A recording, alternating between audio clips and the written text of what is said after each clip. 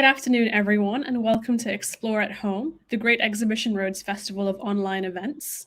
My name is Seyi, and I'm a PhD student at Imperial College London, and I'm going to be your host for this lunchtime discussion. At Explore at Home, we uncover projects, stories, and individuals that span the worlds of art, science, nature and technology, and innovation and cultural heritage. Today, we get to meet one of the people behind an incredible installation called the Algae Meadow on our own exhibition road, which some of our London-based viewers may have enjoyed and walked through this last summer. Seyi Adelekun is an artist, architectural designer, and creative practitioner based in London, where she works as part of the award-winning practice Assemble.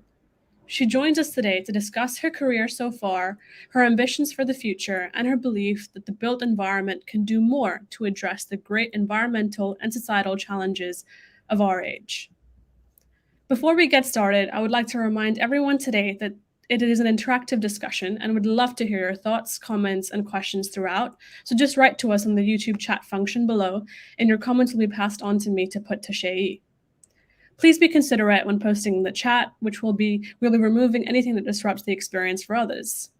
So let's get started. Welcome, Shay. Thanks for joining us today. Hi, thanks for having me.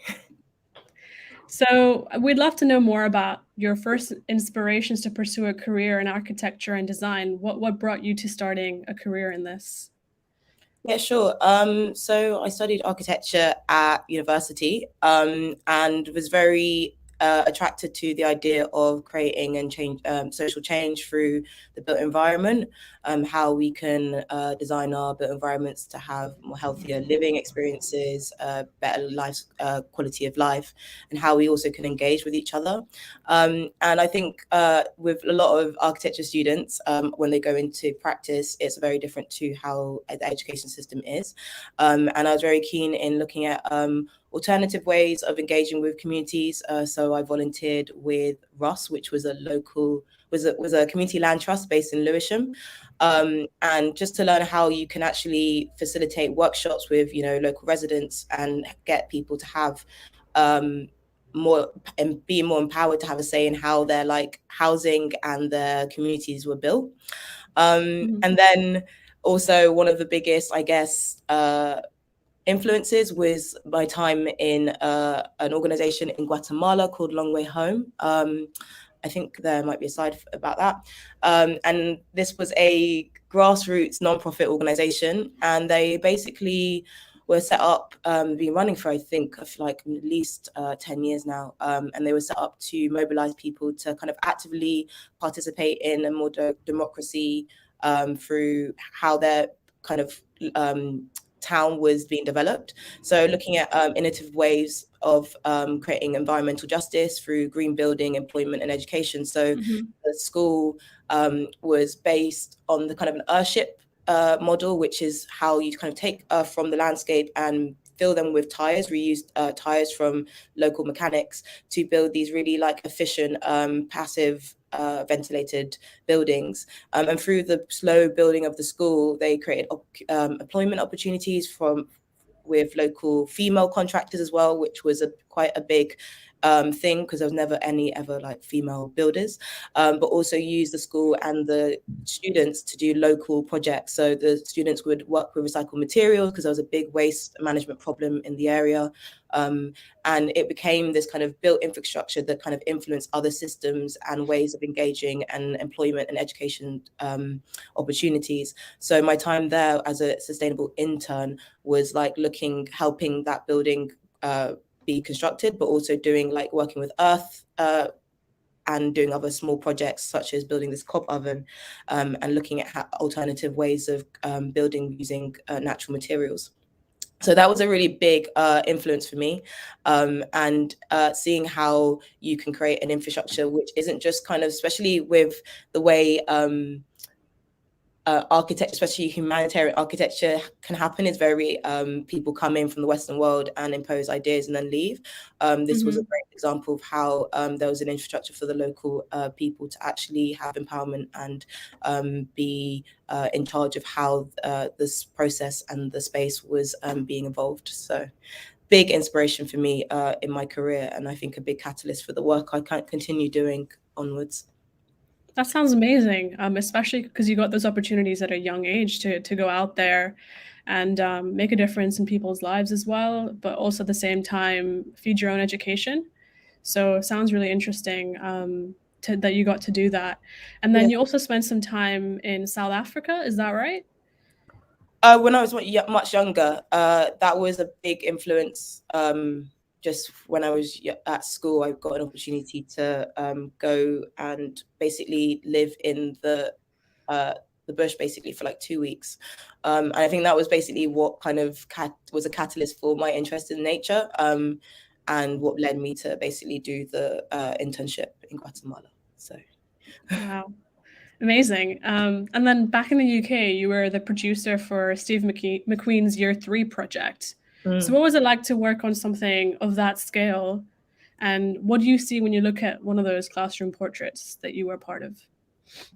Yeah, that was an amazing opportunity and project to work on, and it's like known as like one of the most biggest like visual portraits of citizenship ever undertaken. And it was really beautiful. I think I was working on the production side, kind of looking at all the billboards that was across London, like kind of orchestrating that, which was a logistic project to get your hands on. But what was the most fulfilling was seeing the students see their billboards and their class photos in the public domain. And it kind of was an amazing experience, not only to like get them to see themselves in their built environment, see their representation at such a young age. I think when you're growing up in London, as a Londoner who's grown up myself, when you see your community change, whether it's through gentrification, whether as a young person you're told not to, play ball games in your estate, or different ways you're kind of policed, to take up space is a really empowering move.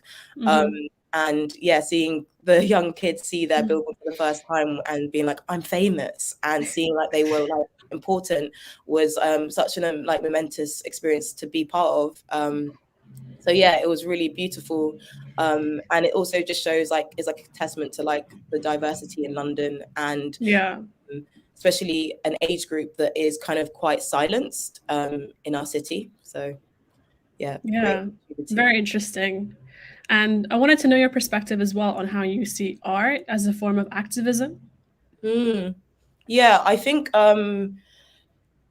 like there's a kind of an idea of, that's a really good question. There's an idea that there's like a classic idea of activism in terms of protesting, and people who do amazing work through policy change and organizing, and very important like systematic changes. But I also think that there's an importance to kind of decolonize our idea of activism. And remember that actually that we all have a part to play in basically envisioning new worlds. And art has a very essential part to play in that, in terms of providing us with new perspectives, and also kind of in terms of social change. It doesn't just happen like with no kind of effect, catalyst, but usually it's kind of, you want to get people to be emotionally drawn or inspired to make change, and art can have a big part to play in that. And I also think it allows to break the kind of cultural and linguistic boundaries that art can provide, through creating these very visual messages in the public sphere. So I think it's really important to remember that like artists, storytellers, healers, community organizers, everyone basically has a part in terms of like kind of making small actions and changes to create new ways of engaging with each other and the natural world, and forming new systems of care and liberation. So That's really interesting. And in some of your art installations, you've used plastic as a material, and you've tried to change the perspective of the public towards plastic. And in the kind of society we live in today, which is very environmentally conscious, there is a negative attitude towards plastic. And in the exhibition Plastic Matter that you worked on, you and your collaborators showed that plastic can have a beautiful and an inspirational side. So can you shed a bit more light on what your goal was through this Plastic Matter installation that you guys brought up? Yeah, sure. So the photo you can see is actually the last time it got exhibitioned at the Forest of Dean last summer. And Plastic Pavilion is like made out of 1,600 recycled plastic bottles, which I collected in my local community in Kentish Town where I grew up. From my neighbours' bins, gyms, bookshops, yeah, just a very collective community effort to acquire. I think actually acquired at least double that, 3,000, which some is still in the garden somewhere. And the idea was basically inspired by my time at Long Way Home in Guatemala. There were these beautiful murals made out of glass bottles, and something inspired me to rethink how can you create an art piece that allows you to view a material differently and to see the value in materials, especially everyday materials that we see as wasteful and see as like one thing, someone's waste can be someone's treasure, that classic kind of saying. Mm. So yeah, it was it's an undulating canopy that kind of looks like this manta ray flowing above your head. And filled with kind of tiny bits of colored water, which the sunlight, when it comes through, just glistens and creates this beautiful mural above you, and to create this amazing, like, sensory, serene oasis in the city or in nature that mimics nature, mimics petals above your head. And the whole idea was to kind of eradicate the concept of waste material and see plastic as a very versatile, valuable material that can be used in a sustainable way and be part of like a circular economy, which basically means keeping it in the supply loop and out of our ecosystems. So yeah, just thinking of new ways. This is kind of like a kind of inspiration for that. There's amazing different types of organizations who are looking at how to like create machines that reuse plastic in a more kind of community-based way rather than big recycling manufacturers, and make it more local as well. So keeping that kind of manufacturing process locally rather than the transport of it, like, and the miles that it takes to go from A to B to C and back to your door. So that was the main idea, but kind of the visual side is really important. Like this biophilic kind of imitating nature was a really important part of the design, and to create this kind of transcendental idea of just like sitting in awe underneath somewhere, especially in the city, to have a time to stop, reflect, and stay still, and to slow down is really important. Yeah, and just seeing like it's really just about being creative with spaces and how they're designed, and it's not actually the material, but more the human invention and innovation that can transform spaces and our lived experiences in the built environment as well. Yeah, I mean, it's beautiful. I didn't have the chance to see it, but I wish I had it. It's absolutely amazing, especially all the colors and the different kind of layers. And like you said, it resembles, a manta ray, I think you said. Yeah. It's very interesting, and it's also really cool how the message was that you can see plastic as a non-disposable item. And I know you mentioned something about circular economy, and in our chat earlier this week you also talked about regenerative economies. And so how do you think that kind of plays into your installation here and the message you're trying to get across to the society, that plastic isn't always a disposable item? Yeah, good question. So like in terms of plastic, especially with Plastic Pavilion, it was looking at more of like the kind of the start of thinking of reusing plastic through a circular economy base. But in terms of regenerative economies, it's also looking at not just also looking at biomaterials and looking at how you can readapt materials and systems that like continue producing, having a positive effect. So the idea of things coming back around in a closed loop, and being readapted and reused, and finding different potentials of like having an influence, whether that's through people, through other animals, finding new ways of finding different uses, because one thing has multiple value. And I think there's a lot of time that we have a very linear one way of looking at things. And it's trying to like reopen our minds and seeing things for not just value for human consumption, but also within like our ecosystems, our local environments as well. Yeah, fantastic. Oh, we've had a question come in from the audience actually. Yeah. So Emily asks, how do you feel about an urban space as you navigate London, and has this changed during lockdown? And also, what do you see as low investment but high impact changes to inspire people in neighborhoods in London? Good question. Okay, so the first bit of the question, how do I feel about urban spaces as you navigate London? I feel that a lot of spaces are neglected. And I feel that, especially when I cycle through London a lot, I cycle pretty much every day through the space. I can see there's like, especially since the pandemic, there's been a more care to like, especially creating a better journey through the pedestrian and cyclist experience through London, which is something that's, and safety, which is something that hasn't really been cared for. So there's a move towards a better design and infrastructure of that. But I also think that in terms of like green spaces, spaces for people, like civic common spaces for people to be in, I think there's a lack of care and investment in there. There's always big developments in terms of new housing, luxury housing, but in terms of space for us to claim for ourselves, for common good, there's just, there's not a lot of spaces for that in terms of the council and government and policy planning. There's just a lack of investment in that.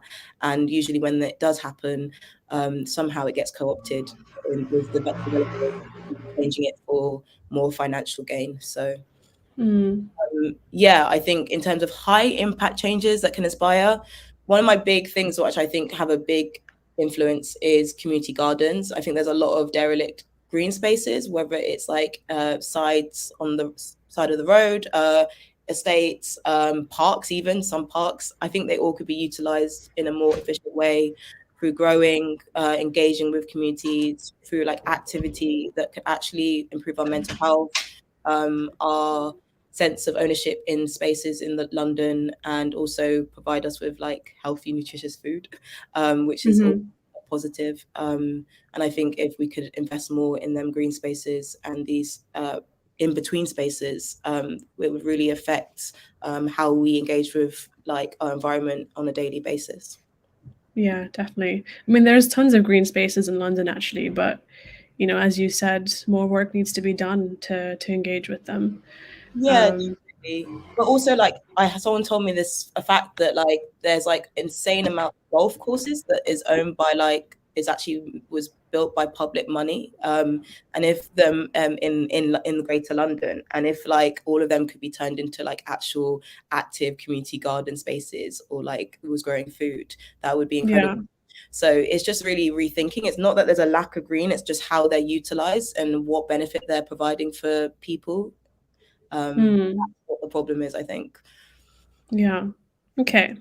Thanks, Emily. So moving on, we touched a bit on about your exhibition on Exhibition Road, the Algae Meadow in South Kensington, that some of the members of the public walking up and down the road will have experienced.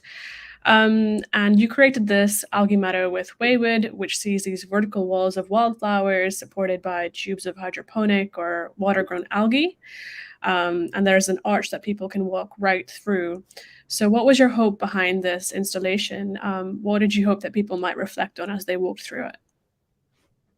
Yeah, so we applied for an open call, myself and Wayward. I contacted them and was like, love to work with you on this project. And I was inspired by the Serpentine Lake and the kind of aquatic organisms, one of them which is algae that grow there. And it was about thinking of how can we celebrate local ecologies? How can we bring it to public attention that there's amazing species and things in our local environment that we're just not aware of? So, for example, algae with the serpentine, usually like people know about algae when there's like an algae bloom, and it's usually a negative experience and you can't swim in the lake or something happens. But there's like thousands of different types of algae, and they're like a very diverse group of basically water plants that use photosynthesis and sunlight to grow. And they can be amazing. They're an amazing part of the ecosystems, and they can be biofertilizers for plants, but also like very nutritious for people. So people started eating algae. And so it was just like kind of celebrating something and just being like, we always kind of look at a very big macro scale, but what about the micro scale, and what can we learn about really small species in our environments and the potential we can learn from them? So yeah, the installation was kind of just this fun, playful canopy that was living. Basically, the whole installation is living. So we've got the algae that was growing over time. So if you were like working in one of the institutions or lived in the area, you would see the green algae growing over the 3 months it was up. And then there was also, I experimented with algae paint. So using algae with paint, oils, and I think it was like citrus acid as well, to create this bio paint that when I first spray painted it was dark green, and the minute the sunlight hit, turned blue and started fading over time during the 3 months. So everything was changing. The meadow was growing. There was an array of species on there that were always like annotated and accessible and people could learn about. So it was really about, again, a storytelling. A lot of projects I work on are about like telling a narrative and engaging people with through educational means, but in a very like interactive way, about whether it's like a system or like a material or organism, and kind of making it accessible, because I feel like with science especially, sometimes it's kind of difficult to make that accessible to the public. So we were working with a scientist from UCL and to cultivate the algae for the tubes, and also got some advice from scientists from Imperial College as well. So that was amazing to like collaborate with scientists on this project. So yeah. And it's really interesting how you try to also change the perception of algae from a negative one to a positive one. And also really interesting how you use it in paint. And speaking of, our relationship with nature and organisms, we had a question from Nikki. How can we improve our relationship with urban animals and insects? Ooh, good question. Yeah, I think in terms of that, like relates to kind of the very big topic about biodiversity at the moment, and the fact that within an urban landscape, it's reduced the amount of biodiversity and wildlife in our local area, in our areas. So I think there's a lot of like, trying to say the bees is trying to create, bee habitats in our gardens. And it kind of comes back to the previous question, is about how are we utilizing spaces, whether that's our, back garden, front garden even. Are we creating habitats for other organisms, animals to live and coexist with us, or are we dominating space as humans? So just kind of thinking about, I think there's a real big push to really like study and learn about our environments, understanding what was there before, what is there now, what they need to build and better like homes and environments for other species to flourish, rather than trying to suppress them. So yeah, that's generally the take, but it obviously is very like I can't say that word, individualistic to the organism, the animal, and there's people doing a lot of work in terms of giving them resources to like create DIY containers and to facilitate that kind of work. So yeah, big one is planting. Big one is planting, definitely. Great. And then you also worked on building another experience using kaleidoscope mirrors and fractured light at a festival this past summer, which was a group project, right? So could you tell us a bit more about this project, which I believe was called The Shack Between Earth and Sky? Yeah, sure. So Between Earth and Sky was a project I did with a collective, the Shack Collective, which was myself, Lauren, you can see in that photo, we got Lauren, Facilet, Rosie, Shanice, Hannah, and Chris. And together we came about predominantly through the Black Females in Architecture Network, I kind of reached out and said who would be interested in doing a project for the festival. And it was a time when we were in I think the second lockdown, and we did the whole design virtually via Zoom for like 3 months or 4 months or so. And really we were wanting to create a piece of infrastructure for the stage that was celebrating the beauty of the forest, but also using mirrors as a way of creating connection through visual connection at a time when we were really in the point of like no physical touch, no physical. Yeah. How can we celebrate connection through other means and mediums? So vision was a big part in sight, and the idea of kind of creating this kind of amazing kaleidoscopic origami structure that refracted and celebrated the environment. So a very interesting, like this is a beautiful, I'm like just really proud of what we created. And as a team, like just think everyone in the team is just incredible designers and people. We became a really great family. And also just like creating is a good example of how we can create like design that just enhances environment and doesn't try and be a composite or try and dominate. And it was all just about just seeing what was around you and just reflecting that back to the viewer and the people, or reflecting yourself dancing or the DJ. And it was just viewpoints and opportunities to connect. So yeah, it was an amazing project to be a part of, and will hopefully be reinstalled next year. Great. Can't wait to see it. And then coming back to our cities and towns, we touched on this a little bit already, but are there any kind of parts of our everyday urban infrastructure, apart from our green spaces, that you look at as a designer and you think that we could be doing more with these spaces? Yeah, I guess there is quite a few, to be honest with you. Like I think there's like some amazing infrastructures such as like libraries, community centers that were initially designed to really support communities, which over time through lack of funding have lost the investment and the like work that people who are working in these spaces like need to continue sustaining and supporting their community. Community centers is a really good example of how like they could really be utilized for cultural art spaces that would really like have a very like active program that would create services, information. Libraries is also a good example that could really support people having access to information that they need, having access to resources that they need, having a space to work, have a space to connect to other people.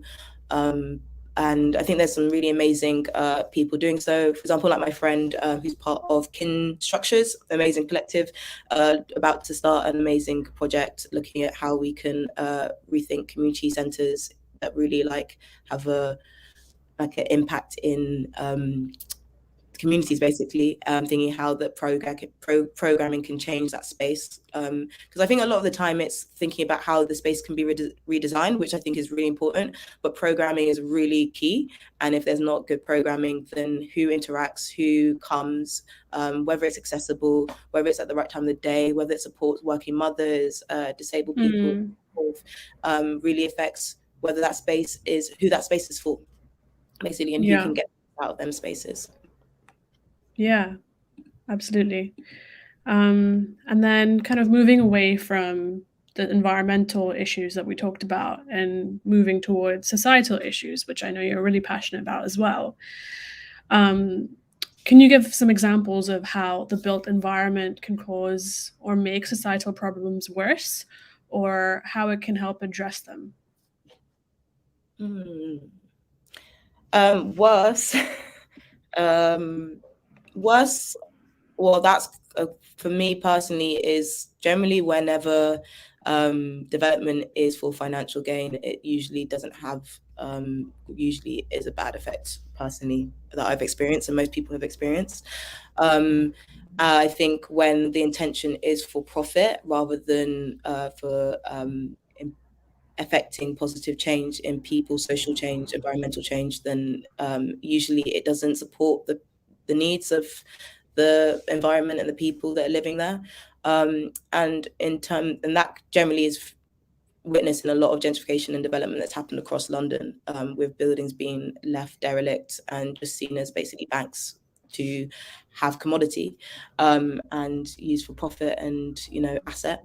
But in terms of like a positive, I guess, catalyst against that, I guess the project that I've been working on, well, for the last year or so, which at Assemble, which is called House of Veneta, which is based just off Brick Lane, is, I guess, a good example of how people are trying to create spaces in our centres that are kind of opposing this kind of negative change in our city.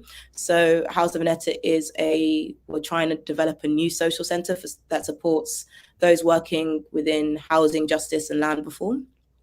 And we set up basically kind of we've been kind of setting up a space where we're kind of residents in the building, working to facilitate programming, and kind of build a space for other people and organizations to use.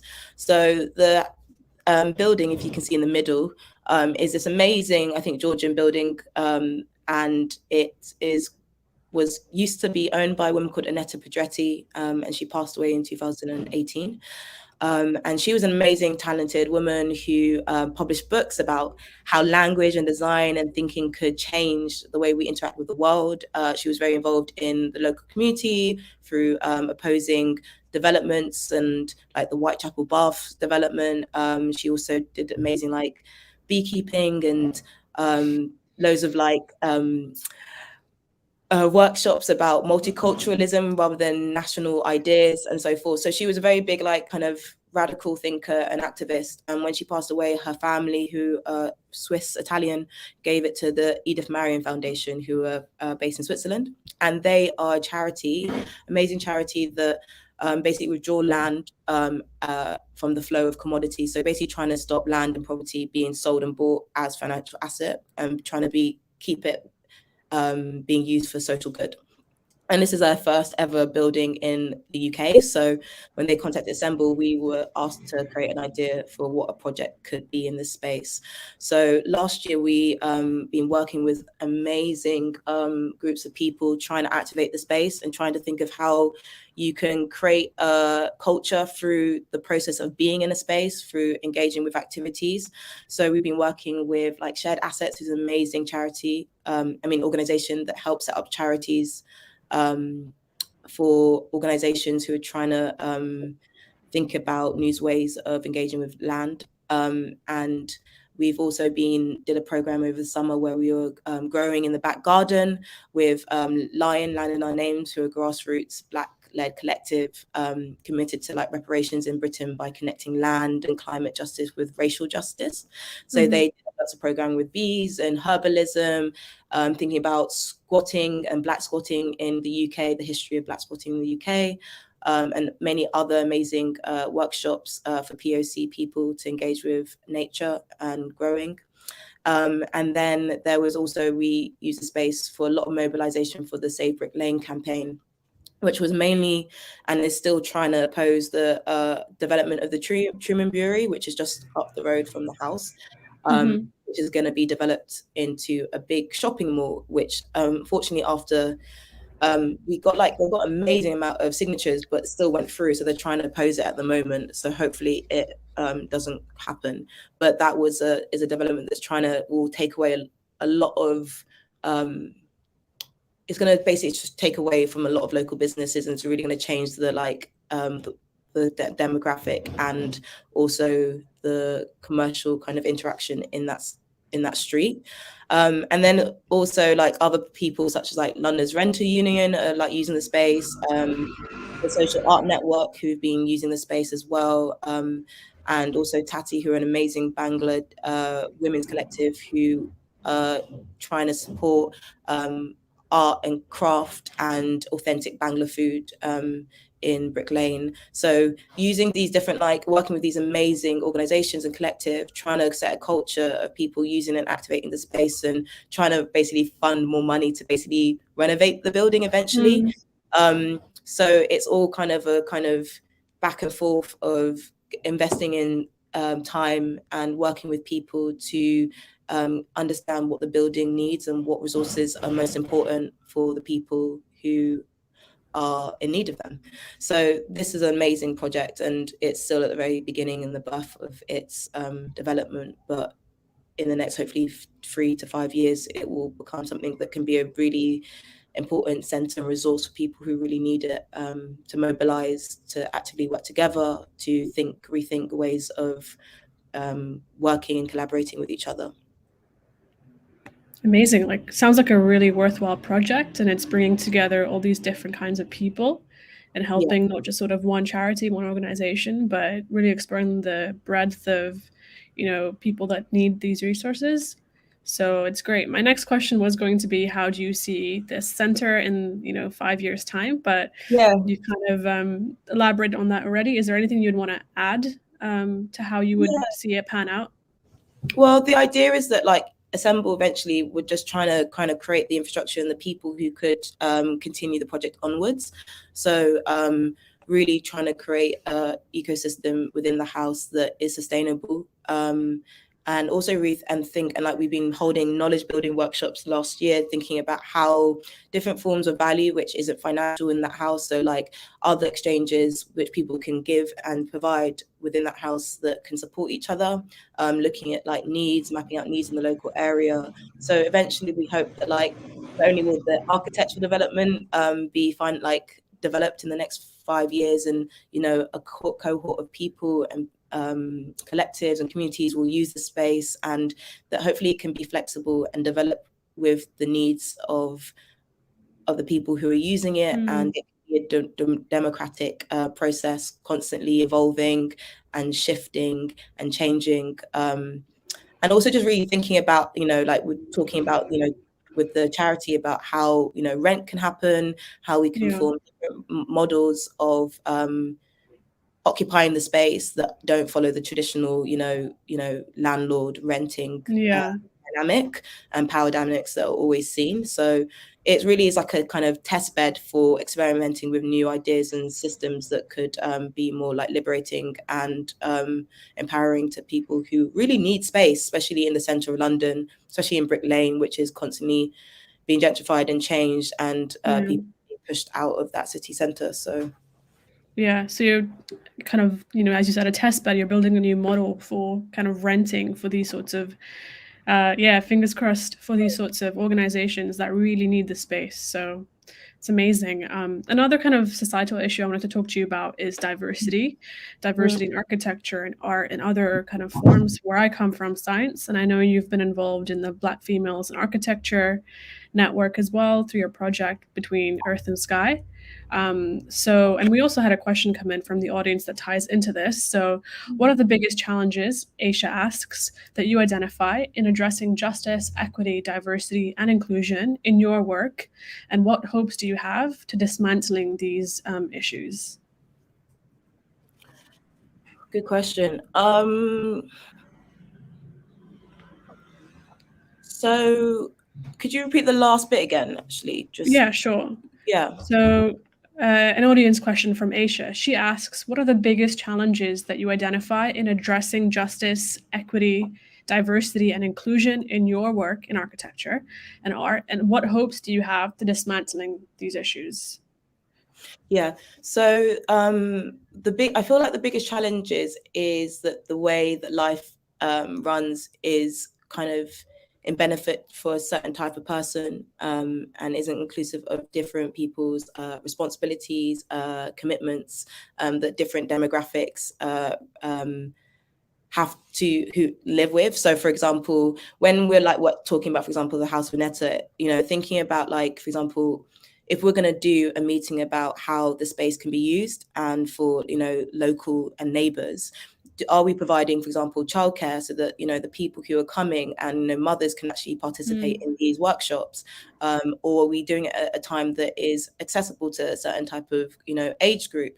And I think it's really about creating opportunities and thinking about what is the resource we can provide so that people, all types of, a diverse group of people, can engage with these topics, because usually they're very close to, especially with architecture, is usually a white cis like male profession, and a lot of our society, even the built environment, is like built for like a man's body and doesn't accommodate for like the other types of bodies that like move in the space.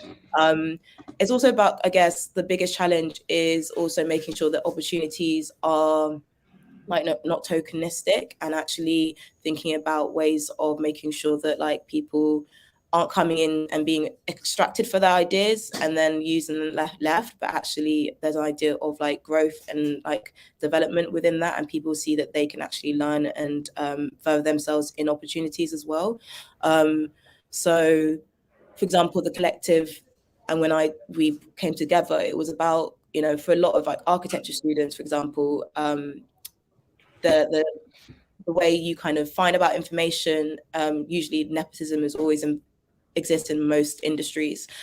Trying to create a network people can find out about opportunities, and also with architecture have the experience of building projects. It's something that's so hard. I feel like with most young people, they've gone to university, but they need experience, but they have no way of accessing experience. So it's like, how do you create a space that isn't extractive as well? Because, when you're doing work experience, it's usually free, or internships, and people who can do them usually can have the financial means not to earn money.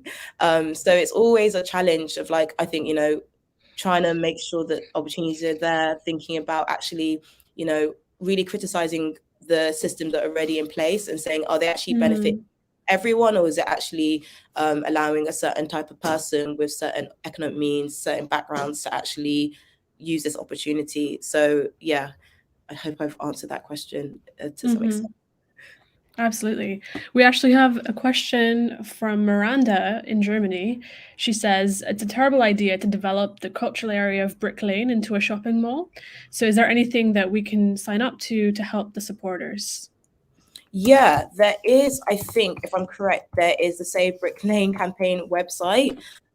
It's called the Battle for Brick Lane. So I'm going to try and just copy it into the chat, and someone hopefully can post it on the YouTube comments. So we can pop that into the YouTube chat. Yeah, I believe that's because they're trying to still they're trying to create a second objection and get signatures for that at the moment for the planning that's been approved. So I think there definitely is some ways of getting involved in that. I think the people who are involved are the Spitalfields Trust and Nawaj Manush, who are an amazing Bangla grassroots collective who have been an organization who've been working hard for the last year or so, but for more than that, but predominantly on the Drewbury development to oppose it. So if you go on that website, hopefully there'll be links to ways of getting involved, mailing lists, things you can follow, and so forth. Yep. So that's battleforbricklane.com. It's been posted in our chat. And kind of moving on from this and talking a bit more about your career, can you tell us kind of a bit about the latest projects that you're working on now, and where you kind of hope to take them and your career? Like, what are your goals for your career going forward? Yeah, right now I'm not really working on any like personal independent projects. Kind of taking a break from last year. And I guess as an artist and architect, then you need time to reflect and to regather information. But I think with the pandemic and the last few years, really seeing the amount of the effect that being in nature has provided me, and something that I do quite a lot, and through the lockdowns have been going for walks and also connecting with amazing like Black and people of color networks and foraging networks, and finding such amazing communities within them networks and support groups. I'm really interested in maybe with work looking at how the POC community, especially in Britain, engages with nature and our built environment, how we're seen in them spaces as well, and trying to like empower more people of color to be in them spaces, because it's something that, you know, I, like, from growing up in London, never really I've always had a love for being in those spaces, but never really thought they were for me. And something I've definitely grown up to really like take ownership and feel take up space in nature, and whether that's going on walks or going for cold swims recently or whatever it is. Yeah. Yeah, that's great. I think that in the interest of time, unfortunately, that brings us to the end of this discussion. Thank you so much for your time, Shay. It's been great to chat to you and learn more about architecture and art and the intersection between that and society. It's been great having you. Thank you. Thanks for having me. And for those watching live on YouTube, apologies if we were unable to get to your questions or read out your thoughts. A recording of this discussion will appear soon on the Great Exhibition Road Festival YouTube channel for you to watch again or to share with your friends and family. All future live events and recorded videos from the festival will appear on this YouTube channel, so click the subscribe button and give us a follow. And this includes a lovely festival family event that's coming up in November, which you can use to make penguin masks and learn about the exploration of Antarctica. So do sign up to that and spread the word. And otherwise, that's really it from me. Thank you so much for your time. We're also going to be posting a feedback form in the YouTube chat, so please do give us feedback and let us know what you thought of this event. Thank you so much, everyone, for tuning in this afternoon. And thanks again, Shay. Thanks for your time and for contributing to the Great Exhibition Road Festival. Thank you. Hope you all have a lovely day, everyone who's joined. Thanks. Thank you. Bye.